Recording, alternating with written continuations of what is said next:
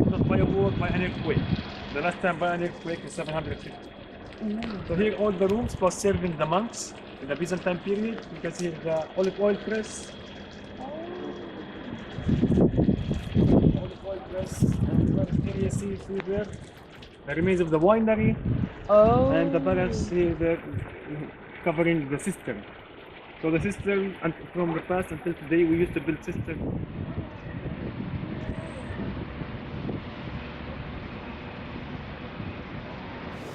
See this icon? Yeah. This icon is the only icon in the world that you can see Virgin Mary smiling. It's a calm smile. It was a present from a Russian empress. Her name is Irina.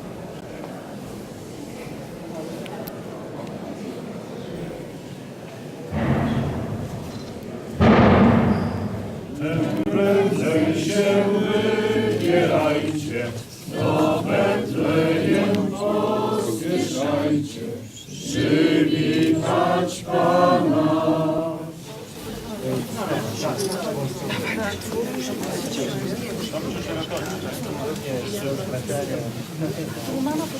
Wysokości Pan pokój na ziemi. Oddawali swe płony.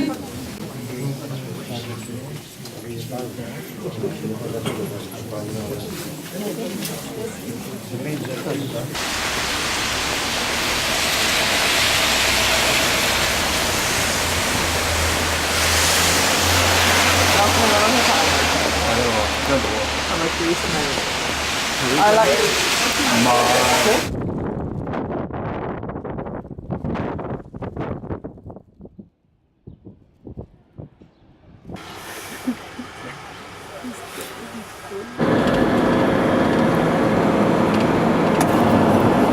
And 10% Christian. At the minute we're heading to the church of, what is it, Pete? Annunciation? No. Is it? Yeah, I think so, yeah. Annunciation?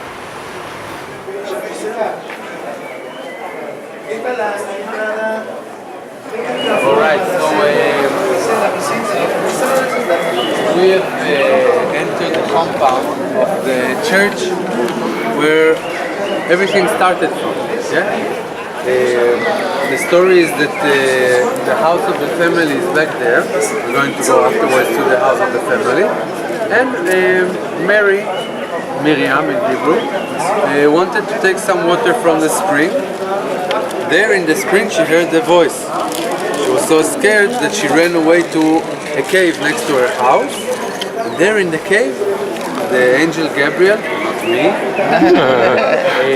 revealed himself to her and told her that she's going to have an immaculate conception. Yeah? Sometimes I say consumption and then a person revealed himself to you and told you are pregnant, but he didn't say to her, oh, you are lying to me. He said, I believe you, my wife, I will be with you all my life, faithful to you. This is something to really, inspiring as a man, He was announced here, born in Bethlehem, grew up there in the house and in this village, and then returned very close to Bethlehem only for his last week of his life. Below him you can see a phrase in Latin. It means here is where the Word became flesh. A human was born from the words. Like in the Jewish religion, we believe that the whole world, how God created the world, with words and with language.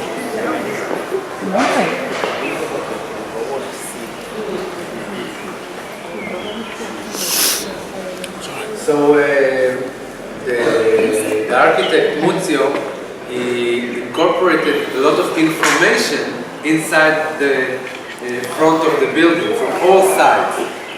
Here, who can recognize the events from the life of Jesus?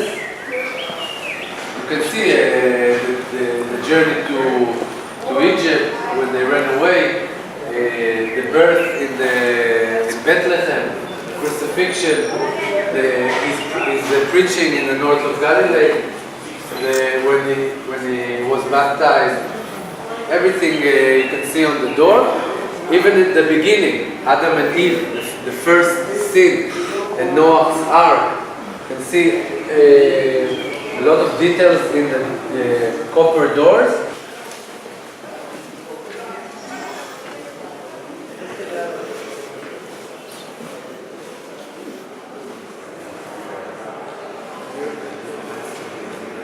This is the Church of the Annunciation. We walk round in there.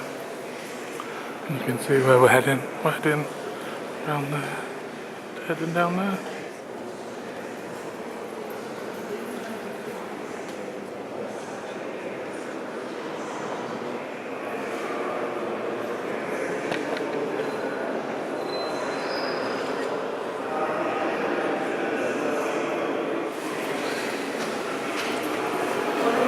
Second floor, the more active floor of the church. Sometime when I came here for the first time with my father, just after Nelson Mandela was released from prison, there was a big group from South Africa that came here. And they sang, and all the singing went from the hall downstairs. It's amazing. The acoustics here is something else. We have the tapes from that time.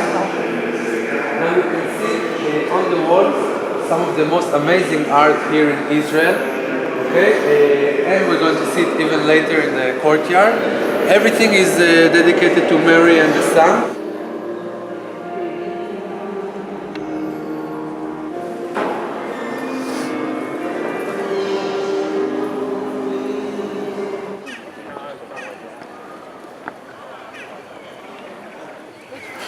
So my friends,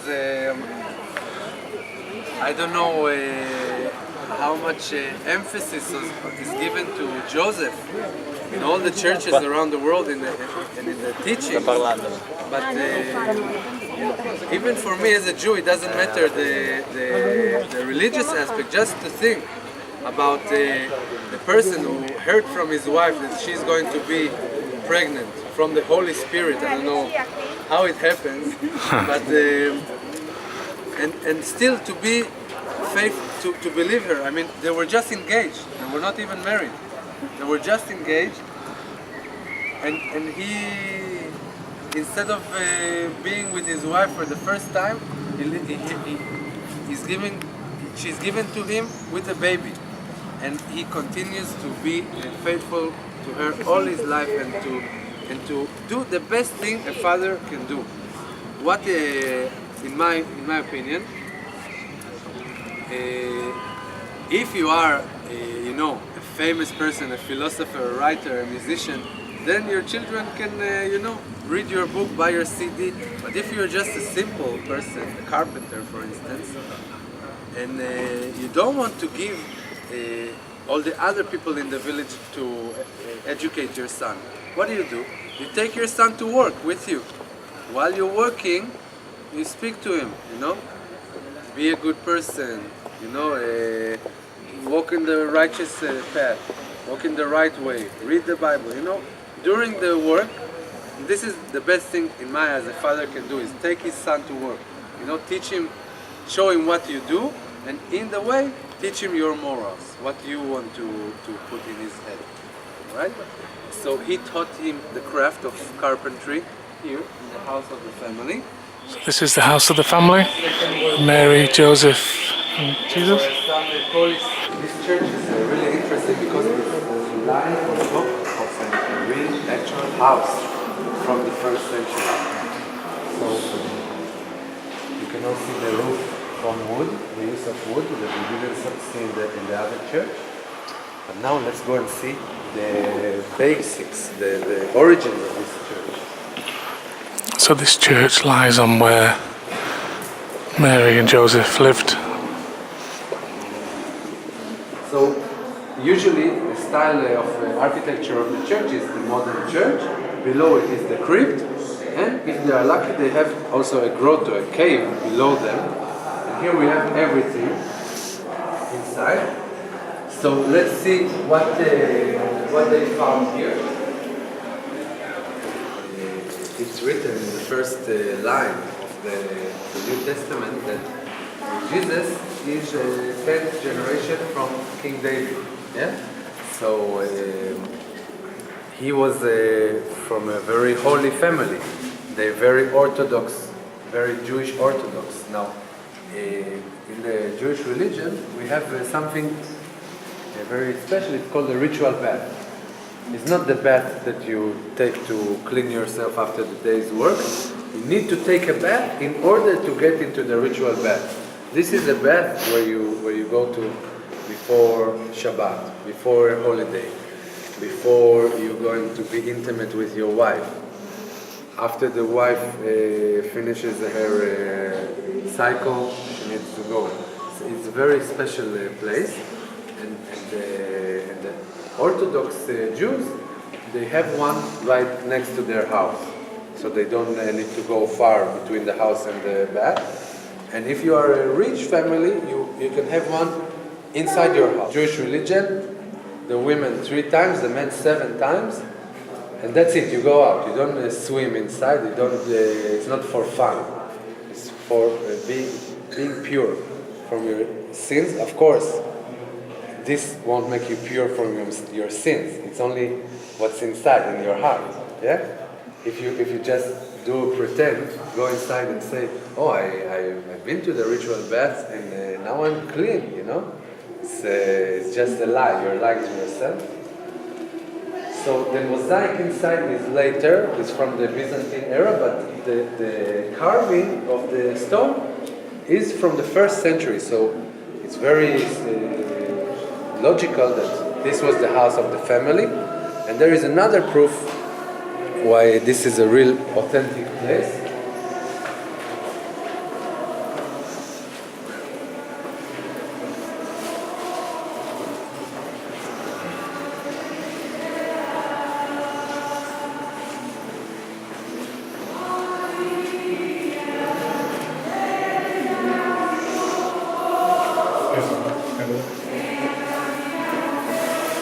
So, according to the rules of Judaism, the water of the ritual bath needs to be from rainwater or from a fountain, something natural.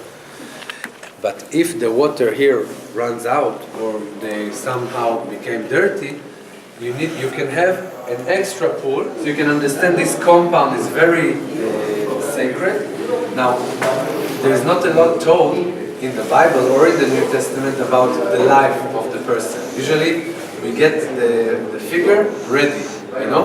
He's 30 years old. But think about it, the 30 years of his life he spent here, you know?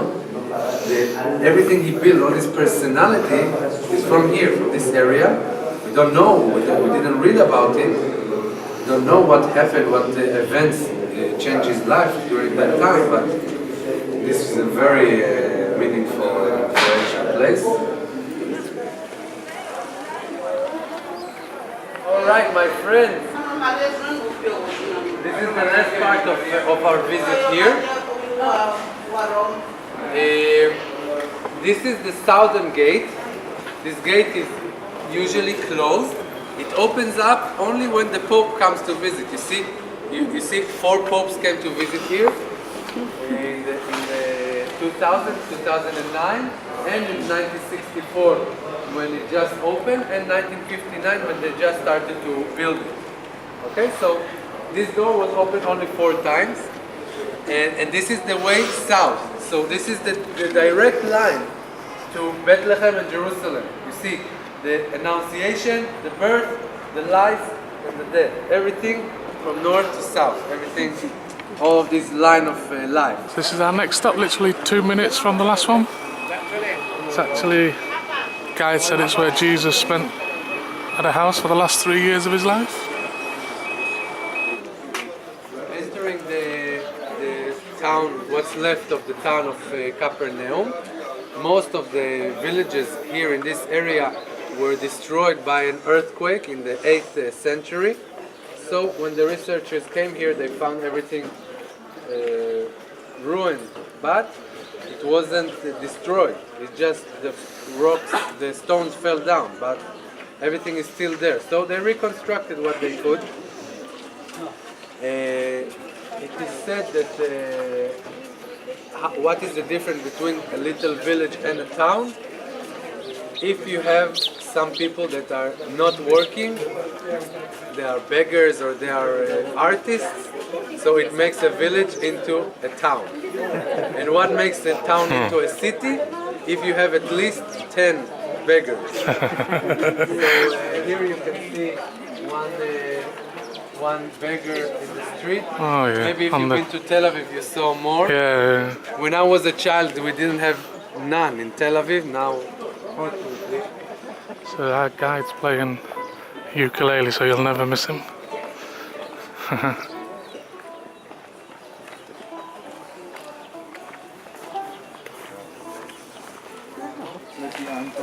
So my friends, this is the village. Most of the village, as you see, the walls of the village and the houses are built from the local basilisk stone. But the monumental building and some of the tombs you see and the columns that you see in the back, I call it the graveyard for stones, are built from limestone, from the white stone. So I call it the black and white city. Most of the houses are black, but the monumental building, the synagogue, is built from the white stone. It gives you really a unique feeling. It's really a feeling that you get only here next to the lake. There were synagogues from the Byzantine time. It means that the Christians, when they ruled, when the Roman Empire became Christian, they allowed the Jewish people to thrive with them. And when all the empire became Christian, everybody wanted something from the Holy Land. And underneath the church is St. Peter's house. That is where Jesus lived the last 3 years of his life. I presume this is where he left when he went to Jerusalem. Very good. It's good, isn't it? He lost the like spaceship. Yeah, it does, yeah. Yeah, that's the church. And underneath is St. Peter's house where Jesus lived. Yeah, I don't think the church looked like that, yeah. It does look like a spaceship. There's the old city. Old town, was it? This is the synagogue.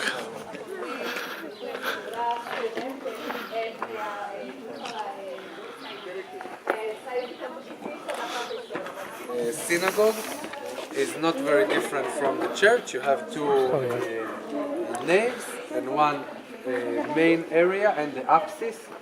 Okay, it's in our religion we don't have the apsis. We have the Ark of the Covenant. It's like, since we don't have the temple, when the Jewish people had the temple in Jerusalem, the prayers were only in the temple and they were done by the high priest.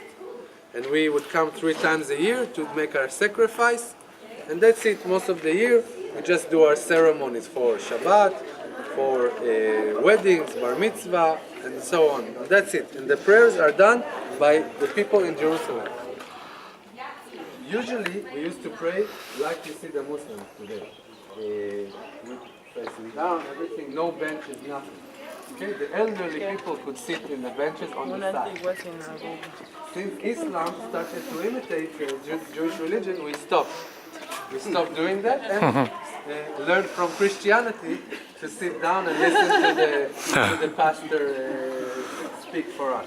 Okay, so you see everything is fully mixed, like I don't know, like a stew. One thing I haven't pointed out yet today, it's absolutely boiling hot. It's March the...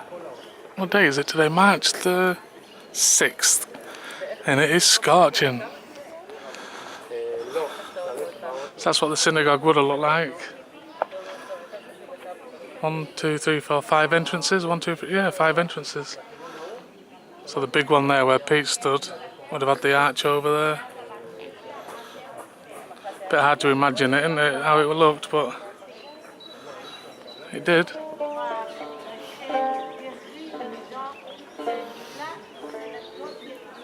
When the Catholic archaeologists came here, they didn't know exactly what each structure was, because everything was ruined.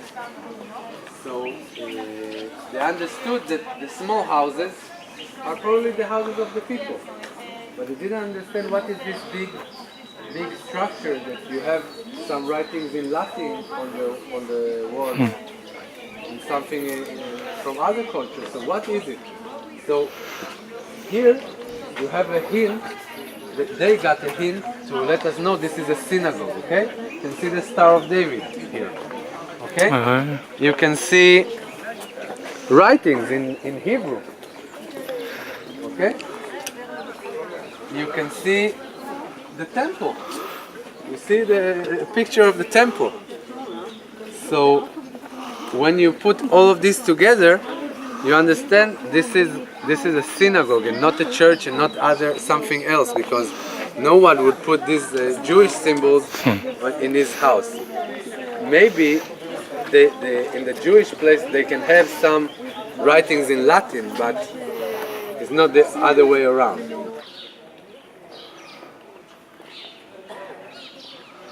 Is that where Jesus lived then? Is that the place of the old church? That's where he lived. Yeah, underneath the church, wasn't it? Yeah. That's where he lived the last 3 years of his life. If you believe in them stories, that's where it is. Alright, my friends, so you remember we've been now to the Tabcha church where Jesus did the miracle with the fish and the bread, and I told you on the back side of the church is where he gave the primacy to St. Peter. And some people believe this is also the place where he walked on the water. Okay, but here, next to the house of Peter, the church find it suiting to put a statue of St. Peter with the keys to the kingdom and the shaft to lead the people after Jesus went up to the sky. And as I told you, after everything that happened, St. Peter went to Jaffa, and there he had the revelation to separate from Judaism and spread the word to all the people around the world.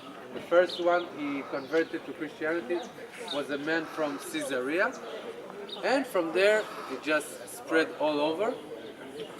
So in my eyes, to grow up and to study and to have the 3 years of the University of Life here next to the lake between the fishermen is a really place for a leader, a revolutionary to arise. Okay? Heading back out this complex now. Very good. Really enjoyed that part of it. Very, very good. Wow, look at all the people. How busy it is, Pete? Back into the van.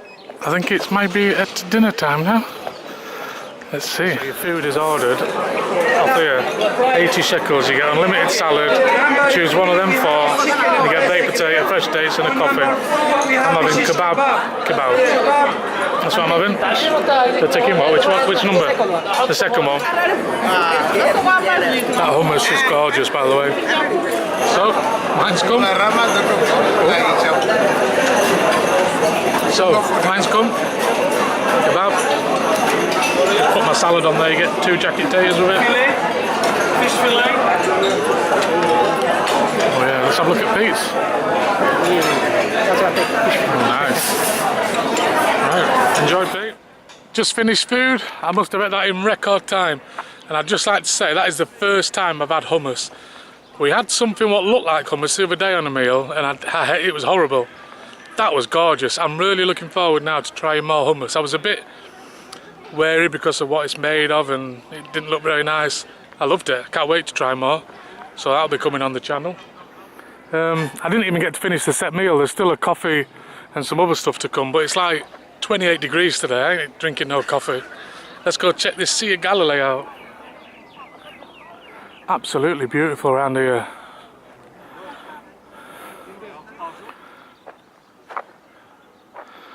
It's even that haze over the top of it makes it look even better. I don't know if you can see, but there is. Yeah, you can see it there. There's another mountain, a hill there. Yeah, so this is Nazareth, Tiberias, Sea of Galilee. This is all this. Where we're off to next is a place, I've seen a video of it, where on the Israeli side there's a stretch of river, not very wide at all, and then Jordan is on the other side. I think it's where Jesus got baptised, I think, and people can get re-baptised there if you're a Christian. I think there's a girl in our group doing it, so that'll be fun to film. So yeah, that's where we're heading after this, I think. It's been a fantastic... I never thought I'd go in my life that I would head to Nazareth. Never in my life did I think I'd see the Sea of Galilee. Do you know, I'm not really religious, but I know what these things are. In fact, when we looked at the Israel trip, I'm quite surprised how much I actually knew. There's loads of stuff, yeah. Loads of stuff what I'd heard of, what I knew, more than what I thought, to be honest. Just waiting for Pete now, get some pictures. You wouldn't think it was Israel though, would you? You really wouldn't. Stunning. Well, look what I've spotted. What are you doing here? What a surprise! Did you pay for dinner? Yeah. Yeah, what did you do? It don't work for coffee. Why? It was like in Amsterdam, just small, you know. That was it. Yeah, I left before the end of dinner. I think I said that. Come on then, I've given my opinion, Pete. What's your... We've still got to do the christening bit, haven't we? Yeah, yeah. But so far, I enjoyed. it's good, isn't it? Definitely worth £70. Yeah, and like close to nature, you know, it's just Yeah. something different, you know. For 70 quid, I think it's a right good deal.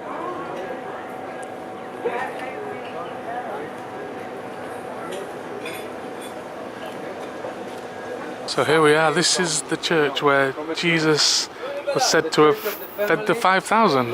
Rather modest like the churches in Europe. Here we're going to see a church even more modest. Like the style that was in the first century, you know? Like the houses were very modest, not a lot of pictures, not a lot of decorations, very basic.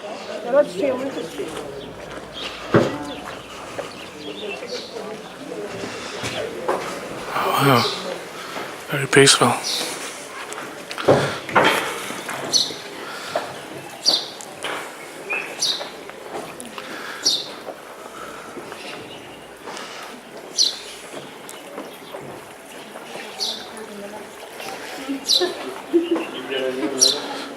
All right, my friends. So Sorry. the tabcha, the word tabcha, it means the 7 springs. Okay, from this area, from this slope of the mountain, come 7 springs. That some of them are hot springs, some of them are regular, and they feed the Sea of Galilee. And this was a favorite area for the people to live and to thrive here. So the church, there are 2 churches. This is the old one, and behind it is the new one, where Jesus gave the keys to St. Peter. Everything happened here really close. So we have maybe 5 or 6 churches that are really 10 meters, 20 meters from the other. We chose the really important ones. So the springs really come from the church. The other spring comes from behind. We have 7 springs here. So you can enter the church, you can look at the mosaic with the fish. It's the iconic, you can see it in all the postcards and all the pictures. Okay, we cannot speak inside. Going inside where Jesus fed the 5,000 with fish and bread. So, no talking.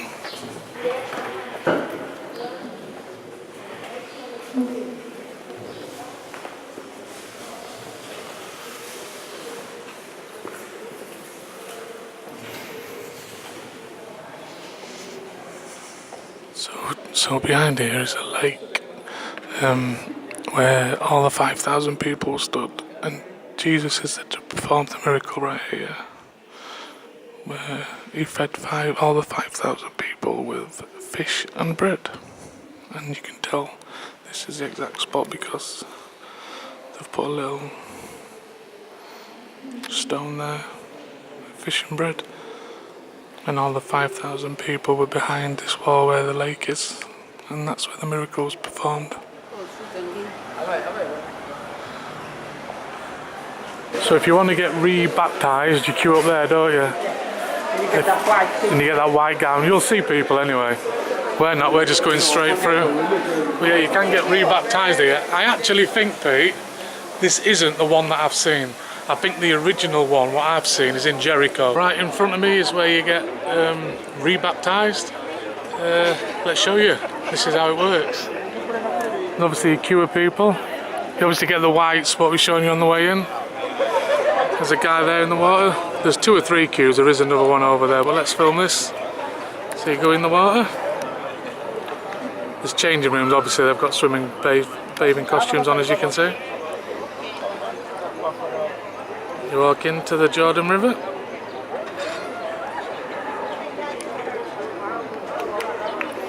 She looks cold. Oh, yeah. And then I think he just says a few things and under you go. Oh, hands up. There she goes.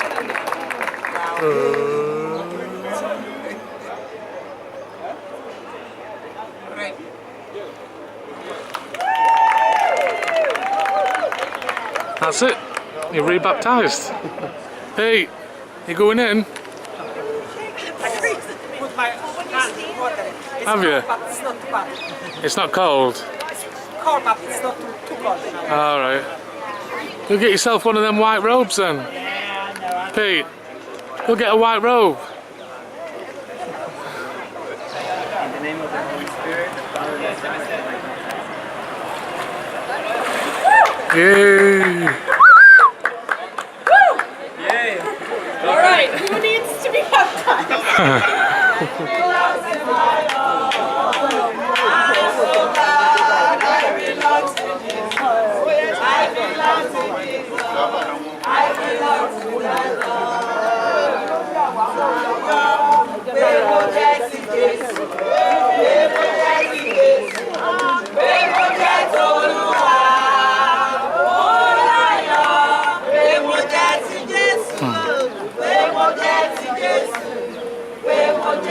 Just makes you smile listening to that, doesn't it? Makes you laugh. Good laugh, not like laughing at them, like uplifting. lots of people from Africa I've seen. Yeah, a lot of Christians in Africa, aren't there? When you go to like black churches in America, there's lots of singing and stuff like that. Yeah, like the Africans who have come across to America years ago and the family runs through it. Yeah, it's just a great area, this. Yeah, very good. Very different atmosphere from the Europeans to the Africans. Yeah, like that's get it done, scared. This is celebration, isn't it? Yeah, it's a different culture. Yeah, different culture. That's what I mean. Yeah. Like over there, they were scared to get in the water and they're not bothered. They're just singing and dancing, aren't they? Looking forward to it. Very different culture.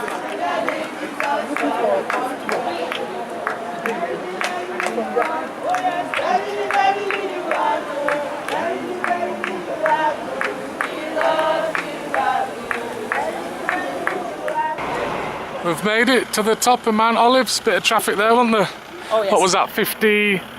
So that's £10. £10. Not bad at all, that was it. Saves the walk up. We're going to walk back down because it is really steep hill. Just to let you know, we're off to the Church of Ascension first, which is where Jesus went up to heaven from this church, and there's a massive graveyard on this Mount Olives, and that's because if Jesus returns to earth, they believe this is where he's going to return. I must add, and also that's the only building in the world that serves both as mosque and church. That's both buildings. It's a mosque and church? Yeah, that's the only building in the world. That's why I got that. Yeah. That, because it's... Ah, right. Yeah. Okay, let's go. So this is the entrance, the Mount of Olives, Chapel of the Ascension. How much, Pete? 5. 5. So this is the Church of Ascension on top of Mount Olives, in this very spot inside that little chapel there. 40 days after Easter is where Jesus ascended to heaven. And it is also believed if he ever returns to earth, if this is your belief, then it shall be to this very spot on the top of Mount Olives. To say what meaning this is to Christians and Jews and that, it's so quiet, isn't it? If this was many people here. Shall we look inside, Pete? I'm from England. Mention everything about the place. This is the highest point in Mount of Olives, 810 meters above the sea level. From here they believe that Jesus ascended to heaven 40 days after the Easter, 40 days after the resurrection. Yeah. Okay, and you can read all the history inside. Thank you very much. So, if you believe in Jesus, then in this very chapel room on the top of Mount Olives, this is where Jesus ascended to heaven 40 days after Easter. This is the very room where it happened, and they also believe, I think, that if he returns to earth, it will be to this very spot as well. The Church of Ascension on the top of Mount Olives. So when you come out of the church, turn left on the main road. Taxi driver said this is the walk down, didn't he? And also, everybody's walking that way, so kind of gives it away. It's good to be finally up here, Pete, because we've been looking at it all week. Yesterday everything was shut in here. Yeah, everything was shut, so we couldn't come up. What day is it today? Monday. What day did we get to Jerusalem? Friday. So I've only been here 3 days. So yeah. Oh my God. Yeah. It seems ages since we've been in Jerusalem because we've done that much. Okay. I guess we turn right down there. Follow the crowds. He's just popped into this church to have a quick look. I can't remember what he said it was. But there's a tour group in here as well. Yeah, I can't remember the name of this church. It's very popular though. When he comes back out, we'll carry on down Mount Olives.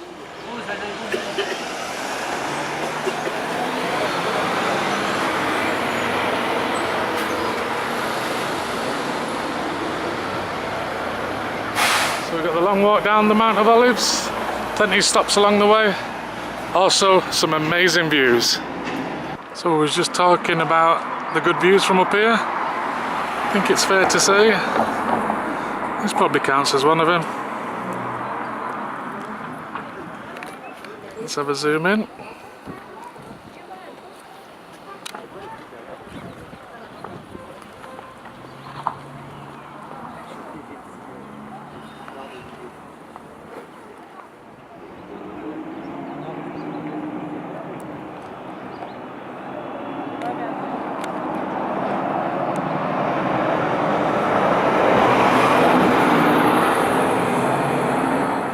As I pointed out earlier, on this side of Mount Olive, I think I read last night there's 150,000 graves. The reason for this is because, as I said earlier in the video, Jesus ascended from there, but he's also meant to return there. So people like to be buried on this hill, so they are near the point of Jesus' return, or where he left the planet. Pete said yesterday, I wonder how much it costs to be buried on here. I'm not sure if there's any plots left, do you? Because they all look really old, don't they? Just had a look behind us from one of the lookout points, but that was just on the side of the road. I think there might actually be a official lookout point just up here. Yeah, it looks like there is, Pete, up here. Yeah, let's take a look. Let's go. So we just followed the path coming up to the official lookout point from the Mount of Olives, or the Mount Olives. Oh wow! It's getting better and better. Yeah.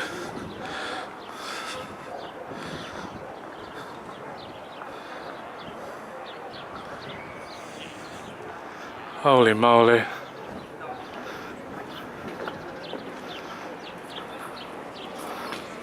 You want taxi?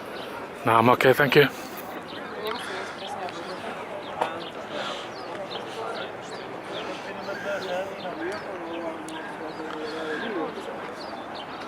Oh wow. Oh my God. That is amazing. Stunning.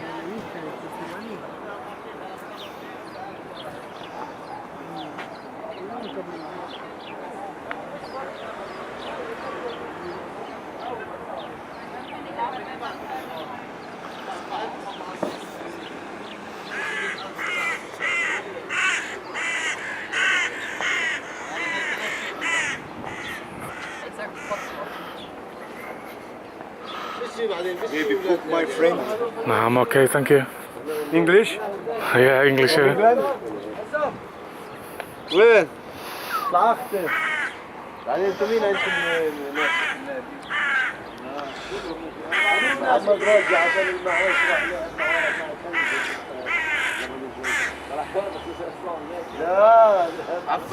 Wow. Unbelievable, eh? Yes. Unbelievable. Just beautiful. Going on to the old city. And then you see the gold dome. That's the dome where Muhammad was ascended to heaven on his horse. Just next to the dome is the Wailing Wall. Just to the left of it, you won't be able to see it, but to the left and down is where the Wailing Wall is. And on the side of Mount Olive is what I read yesterday, 150,000 graves. Absolutely beautiful. And there's, what did you say that church down there is? Shining Peak? Orthodox, was it? Yeah. Greek Orthodox. Greek Orthodox. Church of Mary Magdalene. Ah, Church of Mary Magdalene. Stunning. Absolutely stunning. If you've not been to Israel, Jerusalem's a place to come. Whether you're into religion or not, it's just beautiful. What do you think? Oh yeah, that's the best view so far. Amazing. See some of the graves on Mount Olive. When you're looking at the top down, it looks like the little houses, doesn't it? Because there's that many of them. See, they're all down there, and I'm not sure if there's some on the other side as well. Are they graves? Below the city wall? Yeah, Not sure, they look like it, doesn't it? yeah. So there's even more graves over there.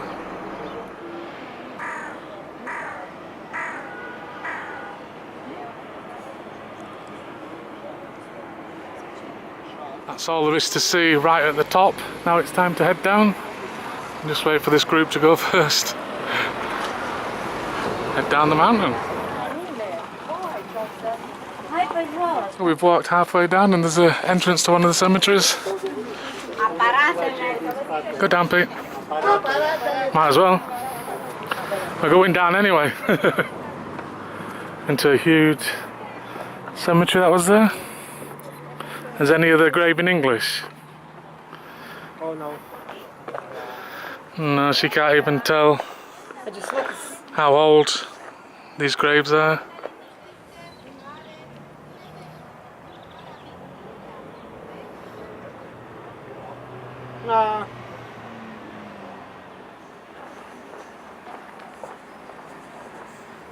So we've come through that gate. Where are we, Pete? Olive Gardens. Olive Gardens. One of the oldest trees. How old? So I think one of them is like 2,000 years old. Yes, Oh, wow. this one there. Yes. The last one. You guys need taxi later to the top? No, we've just been to the top. Thank you. About Bethlehem, you want to see Bethlehem? No, we're going on Wednesday. I think the guy said, Pete, it's that one over there. The one in the middle of the screen now is 2,000 years old. That's the oldest tree in all the garden. Yeah. The 2,000-year-old tree.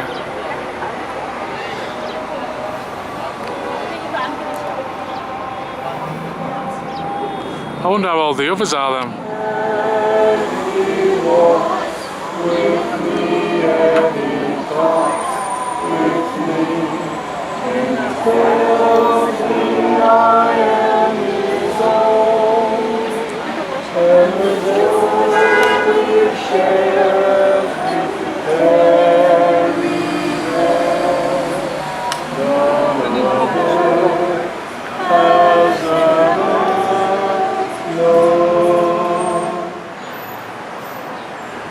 Shall we look inside, Pete? Oh yes. It says to be quiet inside, so...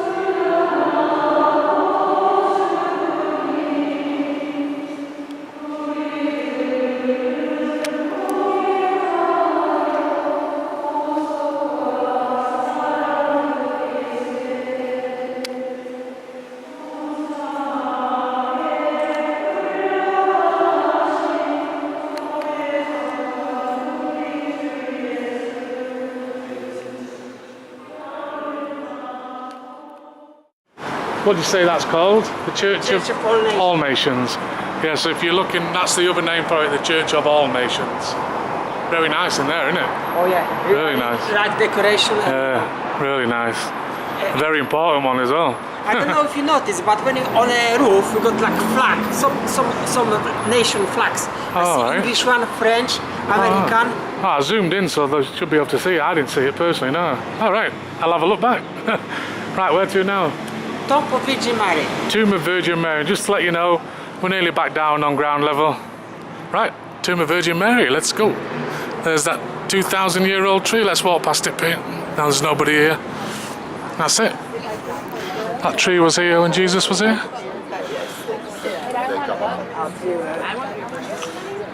Oh yeah, people putting letters in.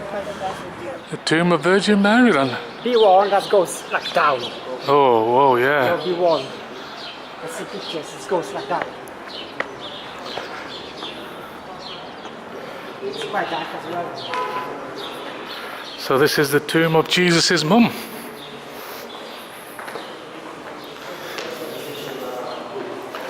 Oh wow. Oh, I like the look of it. That looks amazing.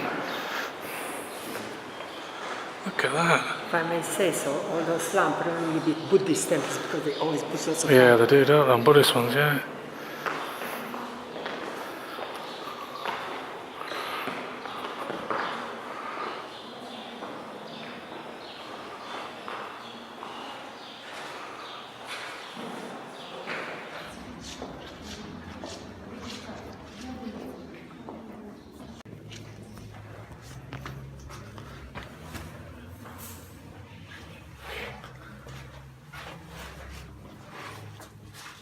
We've just come out of the Tomb of Mary, which is behind me. I managed to get a little clip, no filming in there. Absolutely beautiful in there, as you will see on the clips I got. So that's the Mount of Olives done. What do you reckon? Oh yeah, really. So what we've seen the church where he rose to heaven, the viewpoint. Yeah. And what did we go to? The graves. And then to the Olive Garden. Yeah. Then the Church of All Nations, and then the Tomb of Virgin Mary. So while we're in this King David's tomb area, there seems to be some stuff what I've noticed on our list to do, which is the room of the Last Supper, the hall built in the Middle Ages at a place where, according to Christian tradition, Jesus partook in the Passover Eve meal with his disciples just before his crucifixion. Yeah. We knew this was here, but we didn't know where, did we? So this is the room of the Last Supper, somewhere I never thought I would ever be. I don't know if it's upstairs or in here. Probably upstairs. So this is where Jesus had his Last Supper before crucifixion, as it said downstairs. This is the place.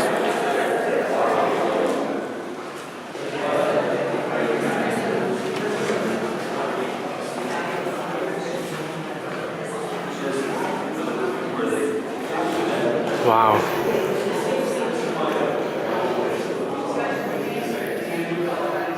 Crazy, isn't it, to imagine? Yeah.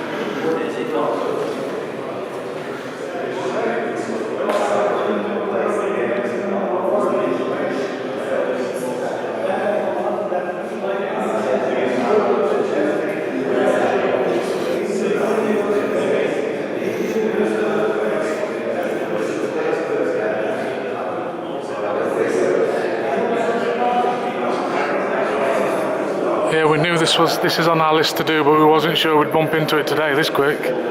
Yeah. So just as we leave, like we said, the scene of the Last Supper.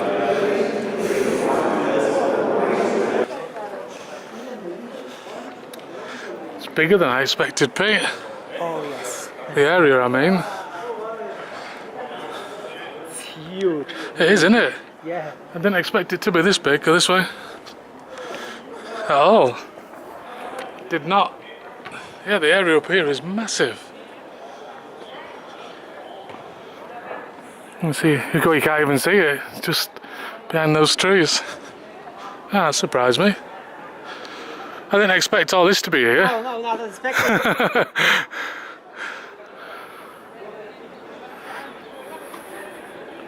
I'm not even going to pretend I know the history of this place, but I know this area has been fought. I don't know if blood has been shed over who owns this area many times, because of how important it is to all the Jewish and the Muslim religions. And there we have it. The place in which Muhammad ascended to heaven on his horse, if that is your belief. We are not allowed up there due to not being Muslim, which I totally understand and respect. Tell you what, Pete, bloody beautiful, isn't it? Oh yeah. Wow. It's a shame we can't go inside, isn't it? Yeah, it's a shame, isn't it? Let's have a walk up then, Pete, eh?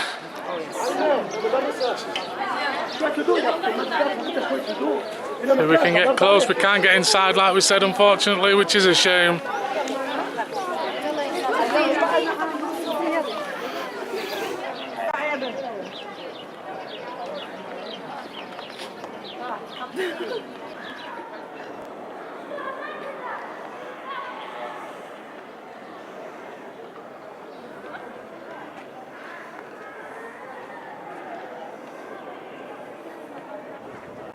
I think it's marble. The marble colour's fantastic. Very stands out, very vibrant. Behind it, behind the marches, is the Mount of Olives. There's already a video on my channel from the few hours we spent touring around there, visiting all the attractions. Yeah, Jerusalem's beautiful. And it is full of beautiful places, and this is definitely one of them.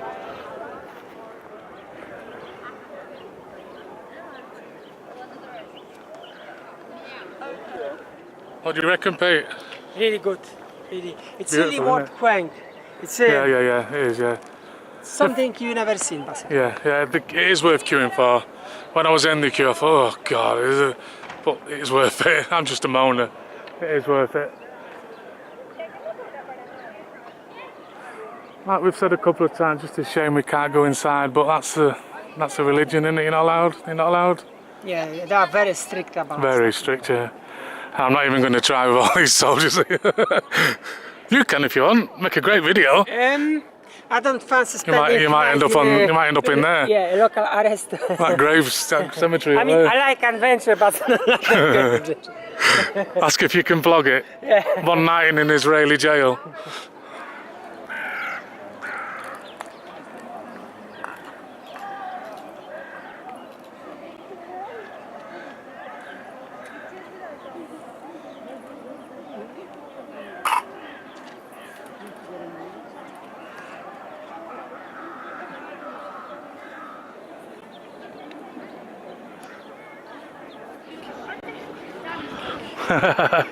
Hello.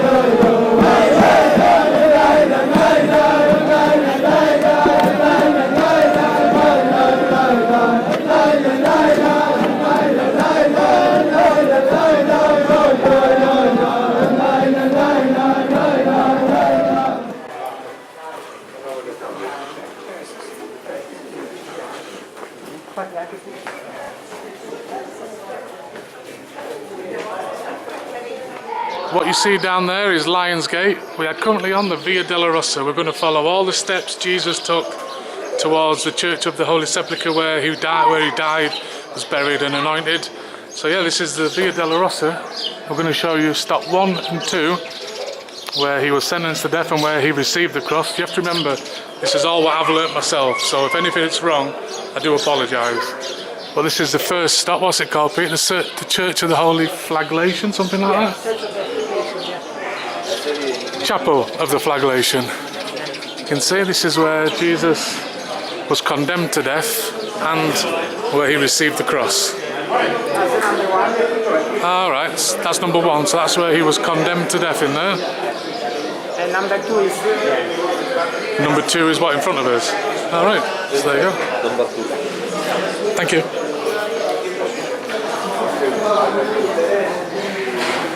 So this is inside. So where Jesus was sentenced to death and where he received the cross. Right, let's move on to station number 3 on the Via Dolorosa. You can see the signpost there, the Via Dolorosa. We're heading down to the bottom to stations 3 and 4. I think there's 12 stops, but I think the 7 are on the Via Dolorosa. The rest are inside the Church of the Holy Sepulcher.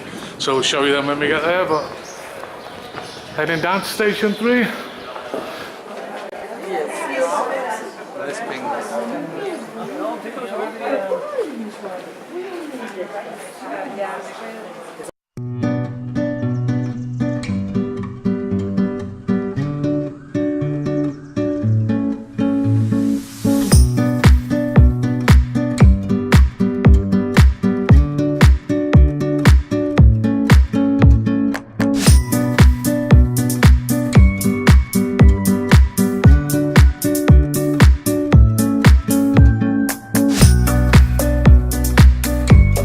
Just walked from number 4 straight to number 5. This is where Simon helped Jesus carry the cross. So he carried it all down that long road till they turned right onto the Via Dolorosa still. And this is where Simon helped Jesus carry the cross.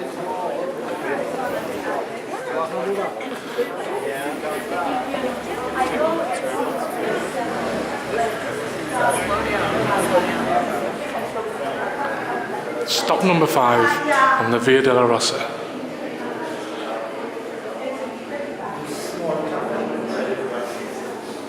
There wouldn't even have been a chapel, it would have just been a street, wouldn't it, probably? And they've built a chapel from where it happened.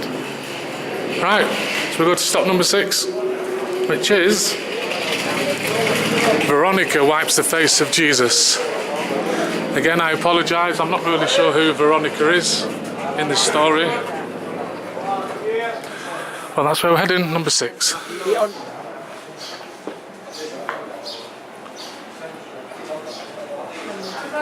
We're just coming up on to station 6. And small chapel closed.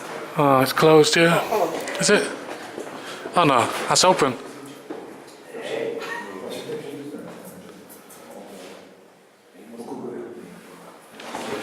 Number 7, where Jesus fell for the second time.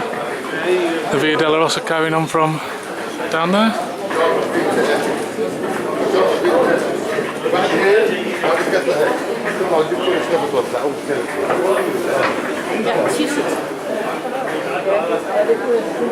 Let's go inside. Thank you.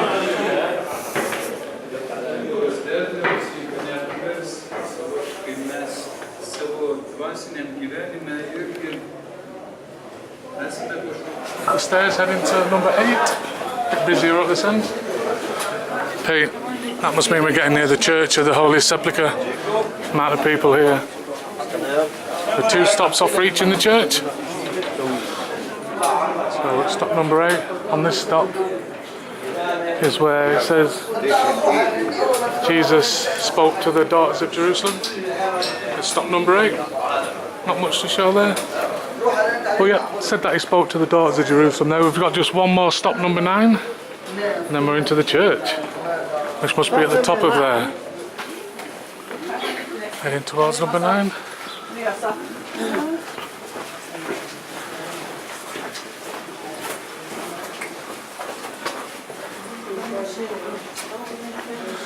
And here we are, the last stop. Station 9? Yeah. Station 9, which is where Jesus fell for the 3rd time. Number 9 is just through that door, which means we've now covered the Via Dolorosa walk. Now we're going to head to the Church of the Holy Sepulcher, which I think may just be behind here actually. And then we're going to show you the rest of the stages in there where he was put on the cross, where he was anointed, where he died, and a walk around the church. Via Dolorosa done, now into the Church of the Holy Sepulcher, which I think this may be the back of it. It may not. Let's go.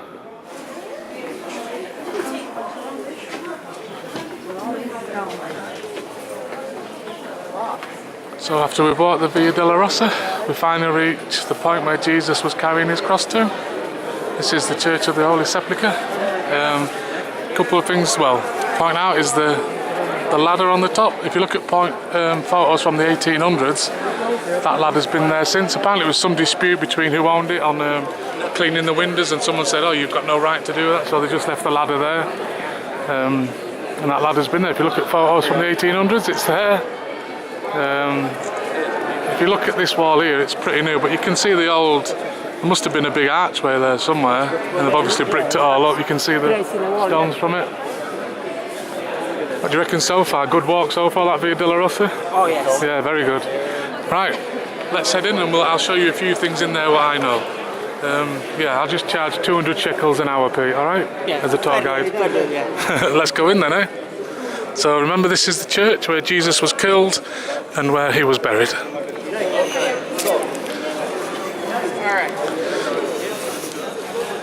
All this is done off my knowledge, stuff that I've watched on YouTube or read, because I'm not a really religious person at all. So all this is what I've learned. We're going to start by turning right as soon as we walk in up here, Pete. Then we'll have a look up there. So as soon as you walk in the door, turn right to these steps, and I'll show you when we get to the top.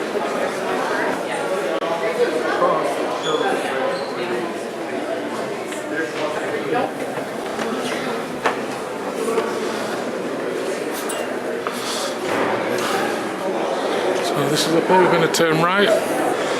So this is split into two, this part. What you see, this is the Christian part. And if I remember right, that's the Greek Orthodox part.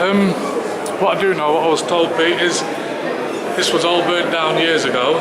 So all this is new, all this, well, new I say, hundreds of years. Just before we head to where he was put on the cross and killed, in this little, if you're in the Christian part, in this room here, the little church to the right, this is where Jesus was undressed. Because when he carried the cross, he was dressed, he went in there and he was undressed to, obviously I think he just had like that cloth on, didn't he, on the cross.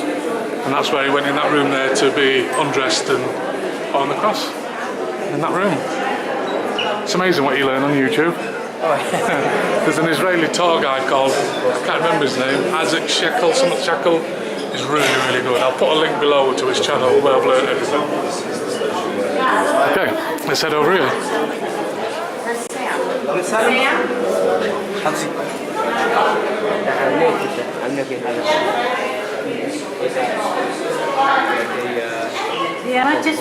So we're on the other half now. You can tell this is the Greek Orthodox part, or the Armenian. I'm sorry if I've got that wrong.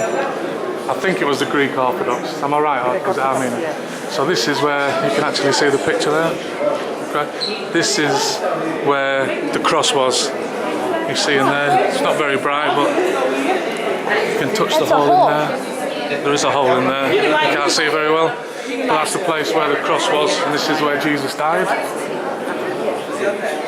Some stone from the actual age there. So we'll head down now, Pete, and we'll have a look at the tomb and the slab of stone that he was anointed on when he died. Let's go have a look. See this? Got Jesus and apostles next to it. Let me zoom in. Where's Jesus at which end? The one in the middle. Far end. Oh yeah, I see. And that's what is the apostles or disciples. As you come down the stairs, there's a huge mural on the wall showing where he was killed upstairs on the cross, taken down to a slab, which we will look at in a minute, which is there, and then at the end put into his tomb. Okay.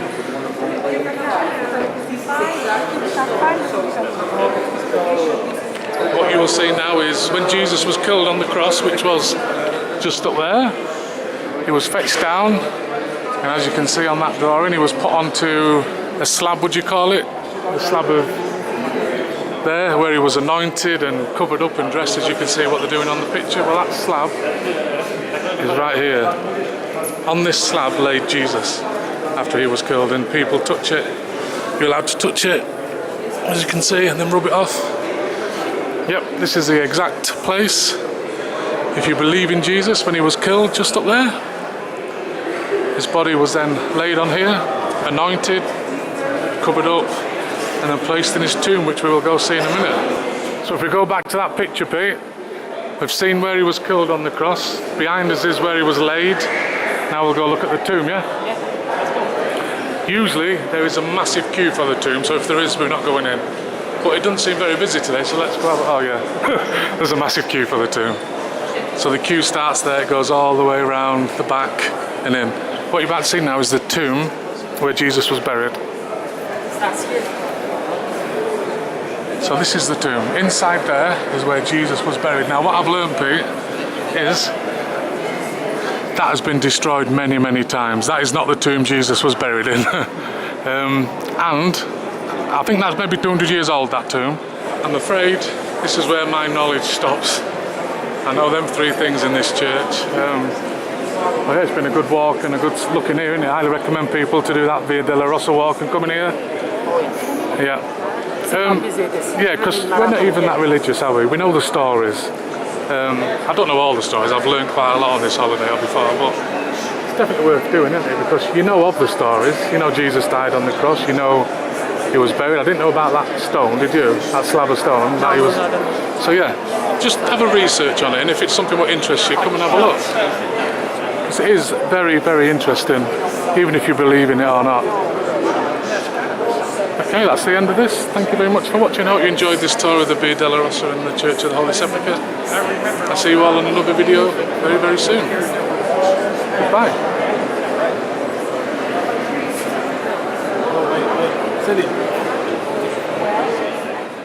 Thank you very much for watching. Please like, comment, share and subscribe, and I'll see you all on YouTube very, very soon. Goodbye everybody.